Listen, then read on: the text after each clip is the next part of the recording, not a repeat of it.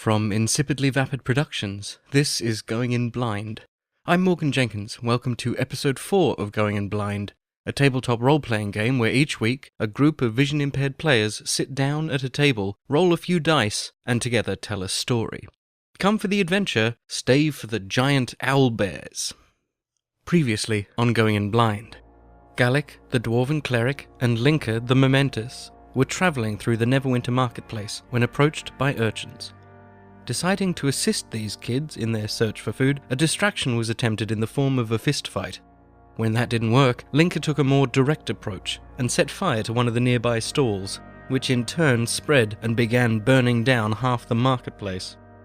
Running down an alley to escape the blaze, Gallic and Linker were suddenly cornered by Neverwinter guards. In talking to them, it was discovered the guards were after the urchins and not our heroes at all.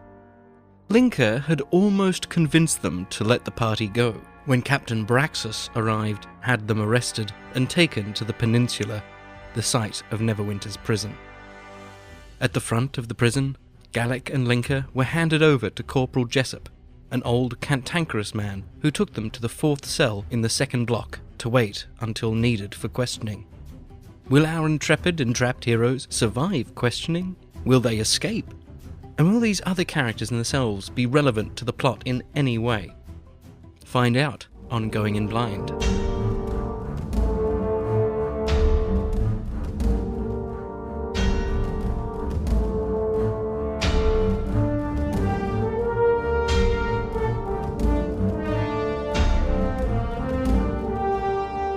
Episode 4, Above the Pit.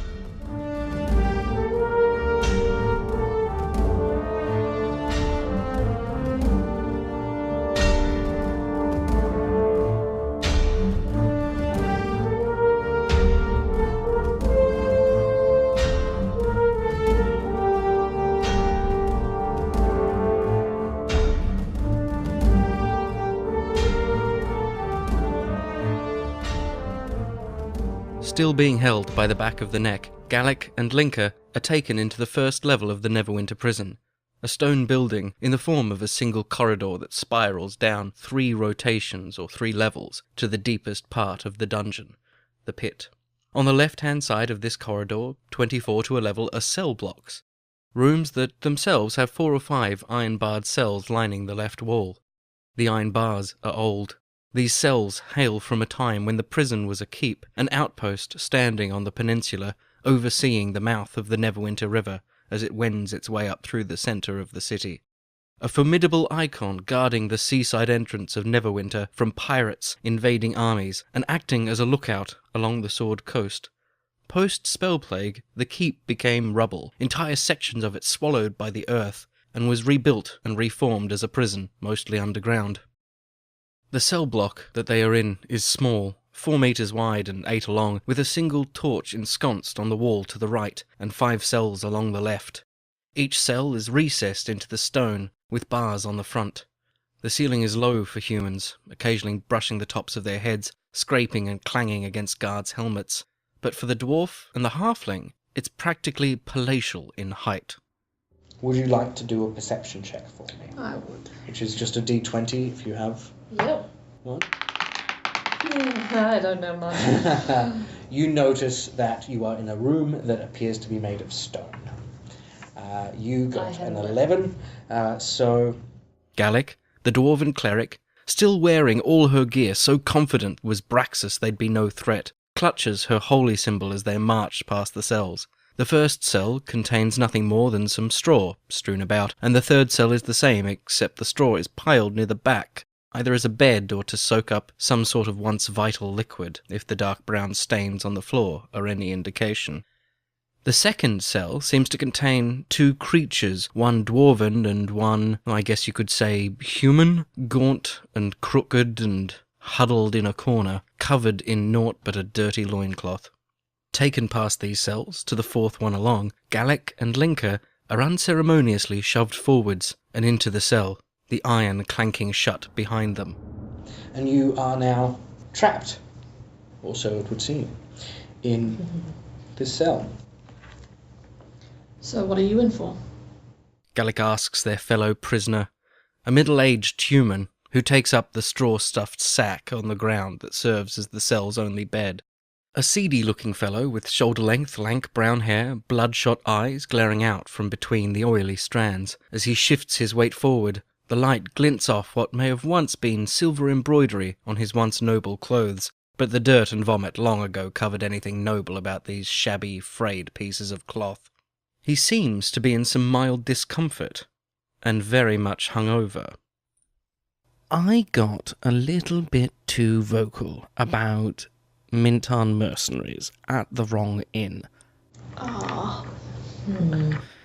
Yes, bastard Braxus put me in here because he's gone all buddy with them, giving them free rein on parts of the city for services rendered, no questions asked. And of course, if you ask any of those questions, you end up in here, or, not ask them, as the case may be. Perhaps you might have shouted them while standing on a table, or attempted to shout them while standing on a table, more sort of wobbling back and forth in place in a pub frequented by their patrolmen, although that's a contradiction in terms in and of itself, suggesting they both patrol and are men. I mean, they're growing tiny-minded beasts whose idea of patrol is telling you how they're not breaking down your door and slaughtering your family today, and they demand you to thank them for it. Or at least that's what I meant to say, I think. But I don't remember getting very far into my assertions before pain and then sleep. Sounds like you need a friend to remind you when to hold your tongue. Yes, I need a lot of things, not least of all is another drink. I see they let you keep all of your paraphernalia. I don't suppose you have any fireseed, do you? Sadly, no. Nobody ever does. Or if they do, Jessup and his cronies confiscate it for evidence. It's amazing how much evidence ends up down their throats. Now, I'm not a fan of violence per se, but if someone were to slice his throat open under the pretense of, reclaiming that evidence, I don't think I'd be particularly sad. Of course, I wouldn't be particularly happy either, as I'd still be down a bottle of spruce and enough cherry to drown a horse. Are they letting you out anytime soon? Oh, yeah. No, they will. They really will. They're going to let me right out into the square and then help me up a couple of steps and into a nice time. Well, I don't think that we can let that happen. You seem like a nice drunk. Oh, thank you. Thank you very much. My name is Valen. Valen Fravashi, from the Fravashi family. I guess are still distant relations of Volo's kin. I guess relation never really goes away, even if the relationships or relations themselves drop off or stop sending messages or die in a goblin raid, or possibly just of old age, now that I think about it. Please, forgive my manners, I haven't even asked your names. Whom may I be speaking to? Tall before short. Short before tall. We're not making that a group name. No, not at all. Linker the Momentous. Linker the Momentous? I think. It's been a long day. Pleased to meet you, Linker the Momentous. And I'm Gallic. Greetings, Gallic. Welcome to my humble abode, currently. What may I ask you in for? A couple of urchins were apparently wanted. All I know is I saw some large things running by and I thought I'd better start running too. Suddenly there was a fire. So, who are the cellmates across? What? Down there? Valen asks, a slightly wavy hand attempting to point towards the cells closer to the exit. Well, they brought in a dwarf earlier. A smuggler, they said. God knows if that's what he actually is. It's probably just more evidence somebody wants and he knows where that is or not. Maybe he is just a smuggler, trying to smuggle some goods out of the city, apparently. Of course, he says he's a legitimate businessman, so sounds to me like the mercenaries didn't want the goods to get where they're going. Then I'm somewhat of a cynic. The other one, when he's awake, and be glad he currently isn't, mutters random numbers and occasionally screeches at Jessup, so that's fun. Do you think the guards will be back for us anytime soon?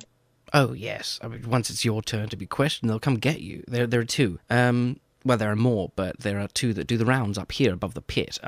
You'll recognise the old grizzly fellow, normally sits out the front, but he occasionally comes round and checks up on everything now and again. That's Jessup. He's a bit prickly, but from what I can tell, he has a price.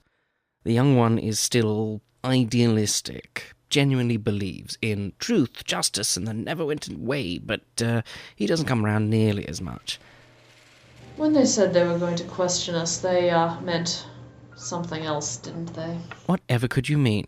Certainly not that their questions might come in the form of violence, or that they'd talk to you firmly until you're only saying what they want you to say, then get you to say it one last time again out in the square. You know, they like putting on a show. So do I. Yeah. We could have some fun. How it hurts to laugh. You sit pretty for a minute. Now, I suspect they won't take us together for questioning. I highly doubt it. Would you prefer to put on a show before or after? I think before we're probably going to be a little more up to. Yeah. Yeah? Alright. Now, I know you're not feeling too well, what with your head and all, but would you be interested in joining us in a little song and dance number? As much fun as it would be, and gauging from the way you two are kitted out, it would be quite fun. This isn't the first time I've been taught a lesson, and it probably won't be the last. As I said, Jessup has a price, so the beating will be less than severe, and my house's standing suggests I'll actually evade the hempen dance, and then I'll be thrown back out onto the street, as it were. Till then, I just get to sleep this off. Less luck for you two, or those other fellows down there, but my family isn't going to budge for you lot. Let's face it, they're barely going to budge for me. Well, if that's how you feel. That being said, I don't know if you can just sleep this off. Although, if you have anything of worth, you may be able to barter your way out of here. Could you do another perception? 8 and 20. Fantastic. Okay. Now, I know last episode I said we wouldn't break down every perception skill or other sort of check, and we won't. But this one is interesting because it's the first time one of the players has rolled a 20. Normally, when you do a check, you roll the relevant dice and add your modifiers. There are two main instances when that doesn't apply, and that's when you roll a natural. On a d20, that's a 20-sided die, the lowest you can roll is a 1, and the highest is a 20. If you get one of these, it's a natural 1, or natural 20. In both of these instances, you ignore whatever the common convention is, and either critically hit or critically fail. So if you were to roll a natural 1, even if with your skill modifier you could still beat the creature or situation, it doesn't matter. Natural 1 means you fail. End of argument. If you're trying to scale a wall, you fall. If you're trying to shoot a bow, you drop the arrow, or in bad cases, the bow breaks. If it was a perception check, you'd notice nothing of import. In original Dungeons & Dragons, and depending on your group and your DM, this could still be the case, rolling a natural 1 in the old days didn't just mean you failed in what you were doing, but you'd actually get hurt or punished for the failure. You'd shoot yourself in the foot with the arrow, or set yourself alight, that sort of thing. There have been instances where a character has attempted something, rolled a 1, and died as a result. These days, a natural 1 isn't quite as harsh, but it can still be unfortunate for the player that rolls it, or their group. Conversely, natural 20, the highest roll, means you succeed critically. If you're trying to scale a wall, your ability to grip and move is equal to Spider-Man's. If you're attacking, you do the maximum amount of damage. As with attacking, you roll to hit, then roll for damage, which we'll be dealing with once the players actually get into combat. Now, Kat, playing Linker, rolled an 8. While this might normally mean her passive perception takes over, as it's higher than what was rolled, 13, perception checks are a case-by-case basis, and depending on what the DM is using them for, or who asks for them, passive perception might not come into it at all. As Maddie got a natural 20, she automatically succeeds and notices everything. In this case, I'd written out a sliding scale of things that are noticed. 5 and below, you notice nothing but what you've already noticed. 5 to 10, muttering that's unclear. 10 to 15, you can hear the muttering clearly. And 15 to 20, well. Fantastic. Okay, so Kat, to your character, to Linker, the muttering in the other cell is just muttering.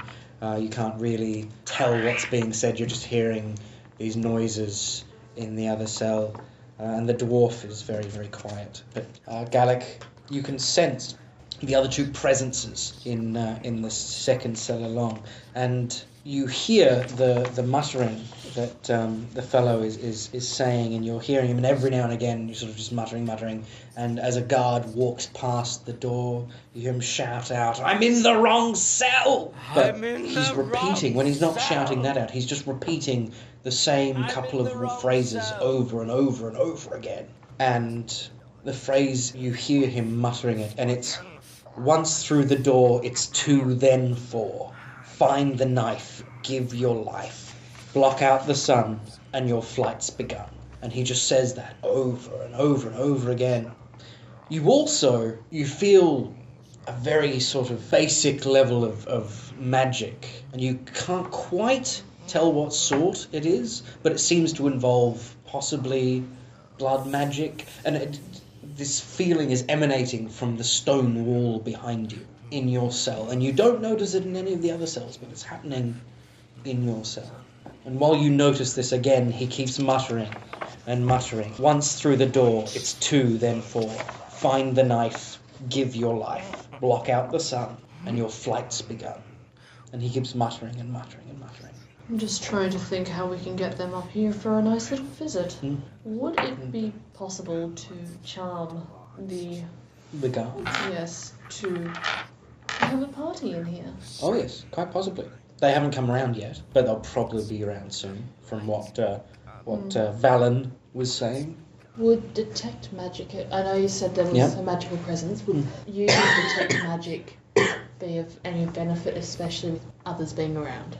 It would. Detect magic would be able to tell you not just sort of the type of magic it is, but possibly how it functions. Yeah. Well, I might use detect magic, especially if there's something not so right about where we are. 20. Good heavens, that's a fantastic D20 I there. really should have bought that. So you go up to the wall and you put your hands on it. This energy sort of just emanates from your hands into the wall and then comes back to you, and like echolocation, it tells you things. And the wall, it's stone, but clearly there have been a lot of people in here over the years, and it's got lots of scratches and runes, and Garthok the Orc was ear. But he spelt it E-A-R, and it's covered in all sorts of weird scratches, and at one point you can see along one wall it's actually a conversation between two people who seem to be in a relationship that are just in the jail cell so often that they've taken to using the wall as their way of communicating.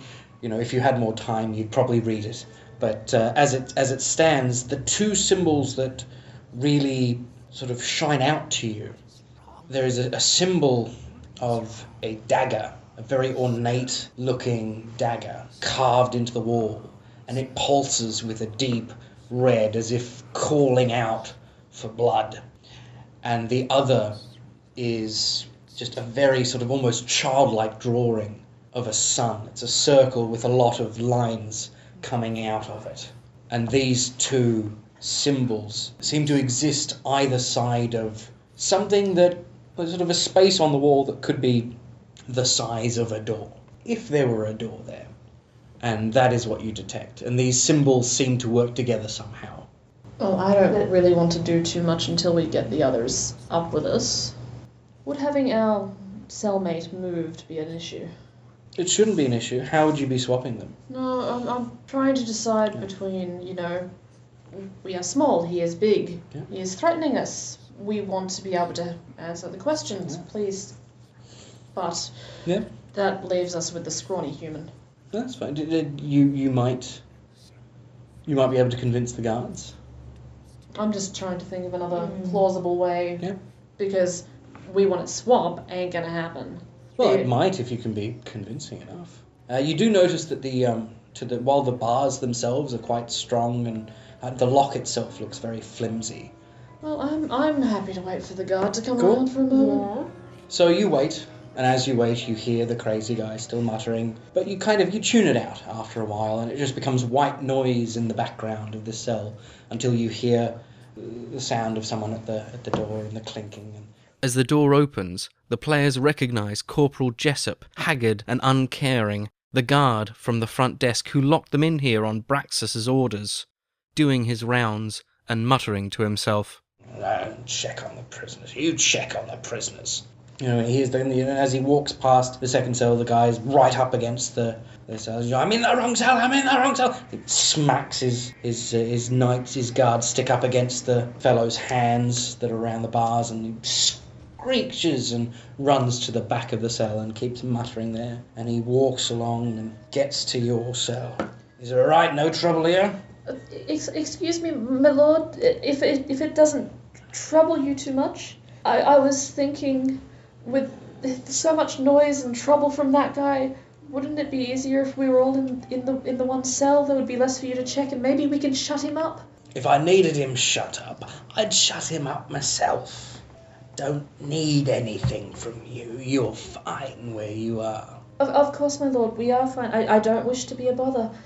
Would it be of interest to you if I were to give you this? Linka reaches into her plain clothes and holds up 2 gold pieces. Jessup's eyes light up, the greed writ large on his face as she tucks them back away. Honestly, he's driving me crazy, sir.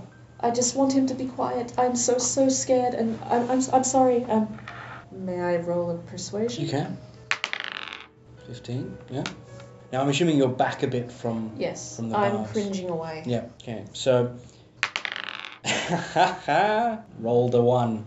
Natural 1. No chance of not being persuaded.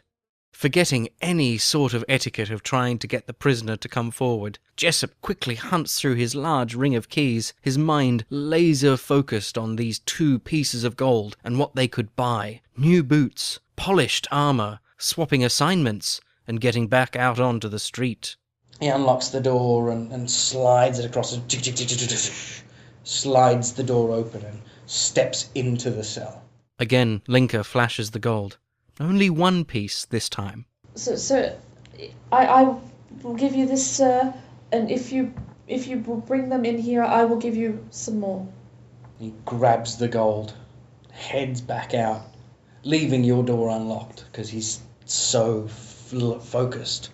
And he unlocks the other door, and you hear the other fellow screeching. He's like, rah! And he's like, shut up! Grabs him. Is that right, you as well? He just shifts them and brings them out. And as they round the corner, you finally get to be able to put a face to the voice. And you have... This dwarf is very presentable, sort of wearing what amounts to a business suit, very clean-cut, well-shaped clothes, range of sort of a deep green shirt, laced up at the front, in the latest Neverwinter style. And he gets brought into the cell with you. And with him is a stringy human that looks like he's all angles and bones. And he gets thrown in, and he was the one that was screeching, but now seems to have gone quiet. Here you are, sir. Thank you, sir. So you hand him over yet another gold piece. Yes. And he takes it. Eyes only for the gold he has now procured, Jessup barely focuses as he turns the key in the lock, wandering off and muttering to himself. Okay, now we're together. What on earth is this about the wrong cell? You're in the right one now. Keep it quiet. We don't want the attention. Gallic and Linka stand to the front and centre of the cell, backs to the iron bars, looking in. To their right, against the side wall, Valen is still on the bed, eyes closed, but breathing too shallow to be truly asleep. The dwarf stands awkwardly to their left, and the stick figure of a man, who very quickly had settled himself into the left corner to the rear and crouched back into a bony ball, rocks back and forth, ever so slightly, glaring at everyone in the cell. Suddenly, and with a fluidity of movement that is shocking, the madman moves. One moment crouched, the next snapping upright. As Gallic and Linka watch, he smoothly lifts up his left hand, staring at his palm, as if trying to scry some sort of secret from it, like a one-copper psychic would do. As they watch, he slowly spins it around, leans down, and takes a small bite out of the back of his hand. Oh, good. Ew. Not a huge chunk of flesh, just enough to bleed. The metallic smell of blood fills the small room.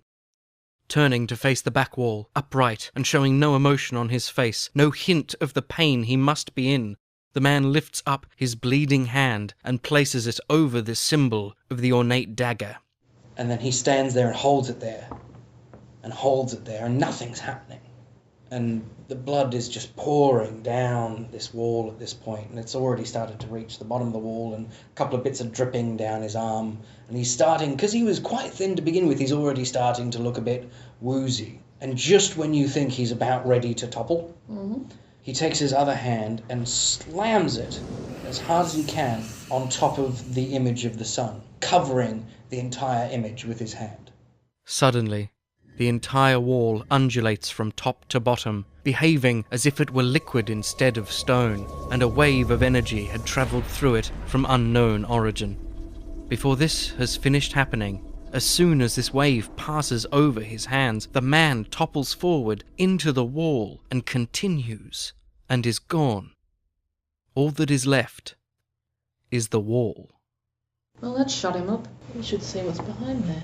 Gallic approaches the wall, pulling one of her hand axes from her belt loop, spinning it around so the shaft faces out.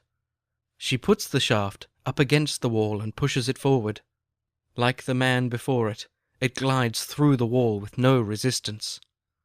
Quickly pulling it back and back into the loop, Gallic tests the wall again, this time with her hand. In, out.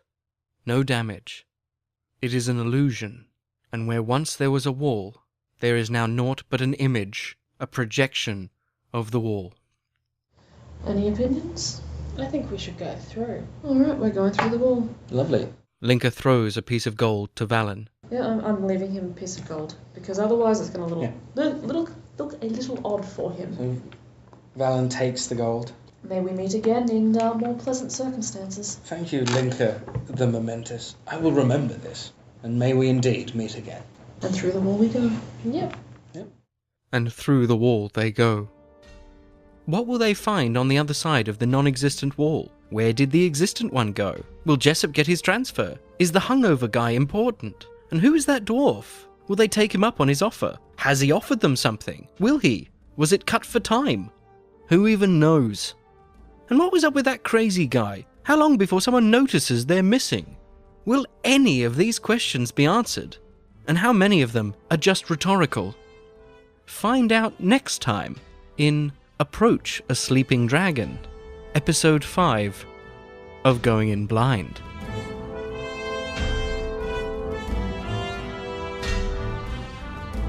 In Episode 4 of Going in Blind, Valen Fravashi and the Crazy Man were voiced by Morgan Jenkins.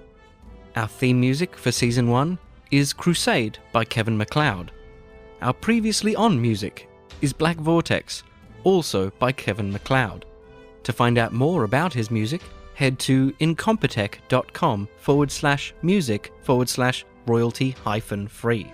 In-episode music and sound effects from Syrinscape, a revolutionary sound design app specifically made for tabletop gaming that adds a movie-like soundtrack to your tabletop gaming experience.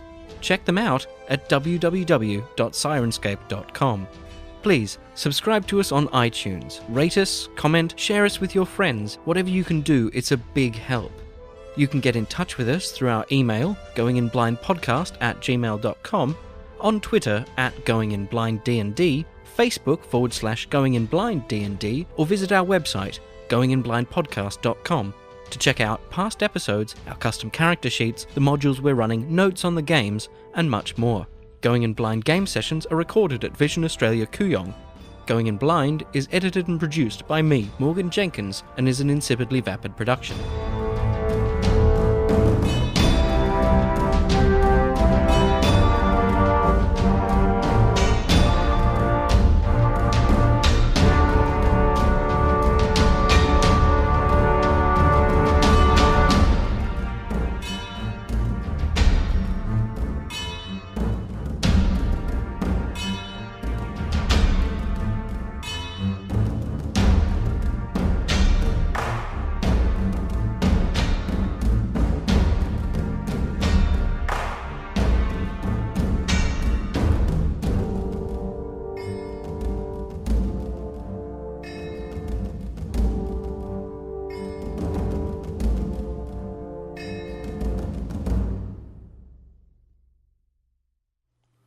Once through the door, it's 2, then 4.